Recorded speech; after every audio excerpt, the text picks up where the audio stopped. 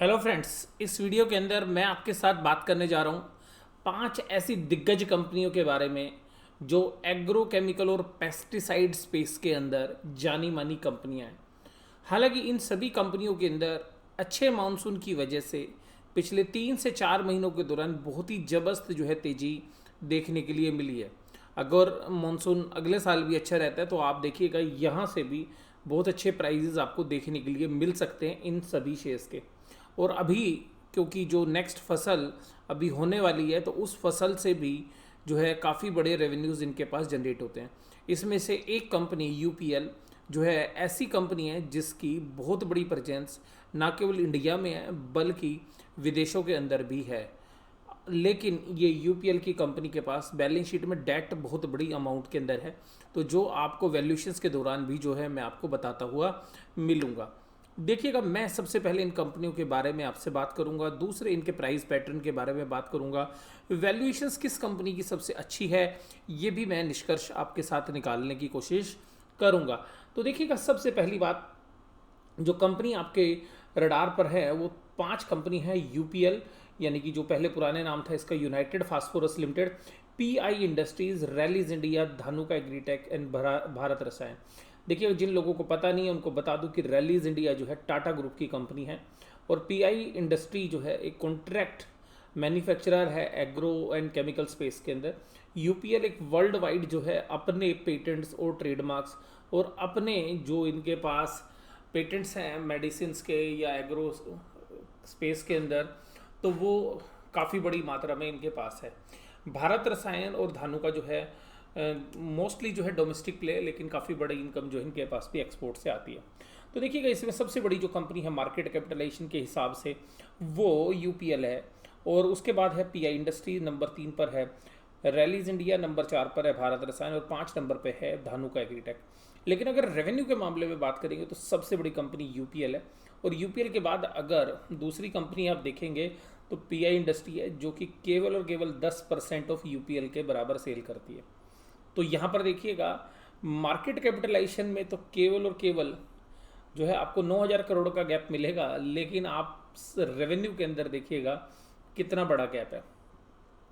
लेकिन यूपीएल को वैल्यूएशंस क्यों नहीं मिलती, मैं आपको फिर बता रहा हूँ। डेट जिस दिन इसकी बैलेंस शीट से साफ हो जाएगा उस दिन आप यूपीएल की वैल्यूएशंस कुछ और ही आप देखेंगे, क्योंकि यूपीएल ने बहुत बड़े एक्विजिशंस जो हैं अभी रिसेंटली 2-3 साल के अंदर की हैं, तो जिसकी वजह बैलेंस शीट में डेट काफ़ी बड़ी मात्रा के अंदर है।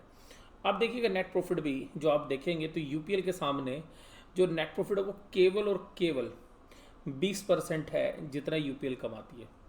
नेट मार्जिन्स के मामले में पीआई इंडस्ट्री जो है काफ़ी आगे है उससे, यानी कि 13.31% का गेन है।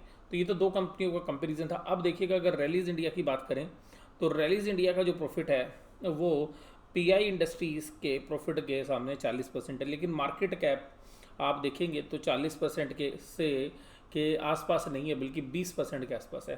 तो आप देखिएगा रैलीज इंडिया भी आपको वैल्यूएशन वाइज आपको सस्ता नज़र आ रहा होगा। इसी पैमाने पर अगर आप पीआई इंडस्ट्री के सामने अगर आप धानुका देखेंगे तो वो भी सस्ता नज़र आएगा, और उसी तरीके से अगर पीआई के सामने भारत रसायन भी देखोगे तो आपको सस्ता नज़र आएगा। ये तो थी वैल्यूएशंस वाइज। अब लेकिन पीआई इंडस्ट्री में ऐसी क्या बात है कि उसको इतनी महंगी वैल्यूएशंस मिल रही है? उसका रीज़न है कंसिस्टेंट ग्रोथ परफॉर्मर रहा है। इसके अंदर बुरा वक्त भी जो है आता है तब भी ये अच्छे रिजल्ट्स जो है मेंटेन करता है।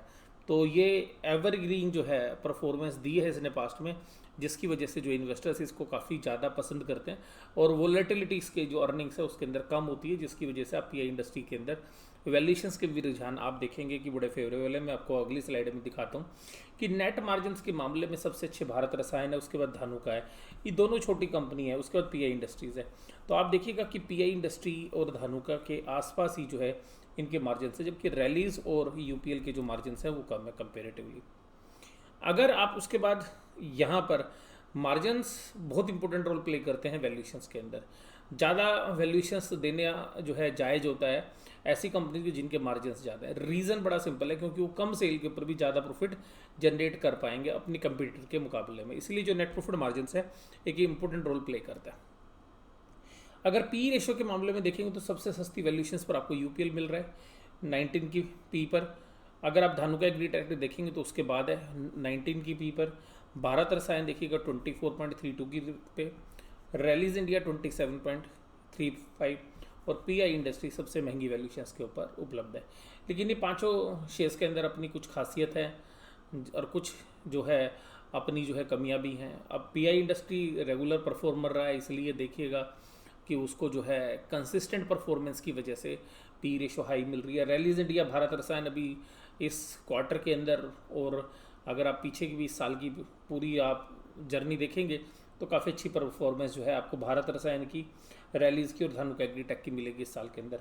यूपीएल कुछ संकट से जो है जूझ रहा है, और तो उसकी जो है शेयर प्राइस के ऊपर भी जो है इम्पैक्ट है। लेकिन बहुत बड़ी कंपनी है, बहुत बड़े पेटेंट्स जो है ये एंजॉय करते हैं। लेकिन ये सारी कंपनी में से अगर आपको जो भी अच्छी कंपनी लगती है, तो मुझे ऐसा लगता है कि ये सारी कंपनियां वैसे अच्छी हैं, लेकिन अगर आप वैल्यूएशंस वाइज देखेंगे तो यहाँ पर जो है कंपनियाँ और साइज़ के हिसाब से यूपीएल अगर आप डाटा मैनेज कर सको तो सबसे बढ़िया है रेवेन्यू के अंदर, और इसके अंदर मल्टीफोल्ड होने के चांसेस भी बहुत ज़्यादा हैं, क्योंकि जिस तरीके का बिजनेस है और इस बिजनेसेस को अगर ये अलग अलग करने लगेगा, किस दिन भी डीमर्ज करेगा अगर कंपनीज को, तो बहुत सारी कंपनियां जो है यूपीएल में से निकल सकती हैं। और वैसे भी इंडेक्स का शेयर है यूपीएल, तो आप इस बात को भी जो है नज़रअंदाज नहीं कर सकते। अब देखिएगा यूपीएल का जो शेयर है वो हालांकि अभी देखिएगा उसमें बहुत बड़ी तेज़ी तो आई नहीं जो बाकी पीयर्स के अंदर आई है, लेकिन फिर भी देखिएगा यहाँ पर पिछले 2-3 महीने के दौरान अच्छी तेज़ी कर चुका है। तो अगर इसको सबसे अगर रिस्क एंड रिवार्ड्स के एंगल से देखें तो 420 रुपये से आप इसको एक्यूमुलेट करना शुरू कर सकते हैं, उसके बाद 400 रुपये, फिर उसके बाद 320 रुपये, और 250 रुपये में मिल जाए तो बल्ले बल्ले। 250 रुपये में तो छोड़ देना खरीद के, 250 मिल जाए। लेकिन देखिएगा ये जो प्राइजेज़ मैं आपके साथ डिस्कस कर रहा हूँ, ये जो प्राइस हैं 250, ये उस समय के हैं जो कोविड लेवल था। तो जब कोविड में मार्च के अंदर करेक्शन हुई थी तो वो प्राइस शायद ना मिले, लेकिन अगर ये 320 और 400 के जो प्राइजेज़ हैं अगर यहाँ पर भी मिलता है तो बहुत बेहतरीन ये शेयर्स हैं। लेकिन ध्यान रखिएगा इसमें आपका एक बहुत बड़ा ज़बरदस्त रिस्क है, क्योंकि कंपनी की बैलेंस शीट में डेट बहुत ज़्यादा है, और अभी जो बिज़नेस जो इन्होंने एक्वायर किए हैं उनमें भी थोड़ा वो बिज़नेस डाइसी हैं, तो कहीं पर सब्सिडरी में अच्छा कर रहे हैं तो कहीं दूसरी जगह ख़राब कर रहे हैं। तो ये सभी जो कुछ इश्यूज़ हैं कंपनी के अंदर, जिसकी वजह से आपको इस 491 में शेयर मिल रहा है। अगर वो इश्यूज़ नहीं होते और डेट नहीं होता बैलेंस शीट में, तो ये शेयर आपको 5,000 रुपये में मिलने वाला शेयर है। तो मैं आपको इसीलिए बता रहा हूँ क्योंकि जितनी बड़ी प्रेजेंसर जो आगे की ग्रोथ लाइन है उसको देखते हुए ये शेयर्स के अंदर वैल्यू जो है अभी बहुत है। लेकिन अगर ये डेट को मैनेज कर पाए अगले 2 साल के अंदर, तो आप यहाँ से देखिएगा मल्टीफोल्ड रिटर्न ये शेयर दे सकता है। उसके बाद अगला शेयर है पीआई इंडस्ट्री। पीआई इंडस्ट्री ने देखिएगा एक तरफा चाल करी है और पिछले 6 महीने के दौरान डबल हो गया है। तो ये जो अभी रैली आई है ये वास्तव में अच्छे मानसून की वजह से है। मुझे लगता है कि इसको शेयर्स को खरीदने का जो सही भाव है वो 1510 रुपये, उसके ऊपर जो है वैल्यूएशन हमें स्ट्रेच लगती हैं, उसका 1430 में भी आप एक्यूमुलेट कर सकते हैं। और उसके बाद जितना नीचे मिले आपको 990 रुपये में मिले तो आंख बंद करके इसको जो है एक्यूमुलेट करके अपने पोर्टफोलियो में डाल दीजिएगा, क्योंकि मैंने बताया भी आपको रेगुलर परफॉर्मर भी ये शेयर रहा है। अब ये शेयर जो मैं आपके साथ बात कर रहा हूँ ये भारत रसायन। देखिए भारत रसायन मैं पीछे भी डिस्कस की थी एक वीडियो में, उस दिन 10,000 रुपये इसने टच किए थे। यहाँ पर ये जो तेज़ी थी, इस तेज़ी के अभी जो है करेक्शन मुझे यहाँ लग रहा है कि यहाँ तक आनी चाहिए, और ये 7,000 रुपये के आसपास, 7,000 7,200 के आसपास जो है इसको खरीदने का सही भाव अगर यहाँ पे मिलता है आपको तो गुड एंड वेल है। उसके बाद देखिएगा 6,200 रुपये पे भी आप एक्यूमुलेट कर सकते हैं।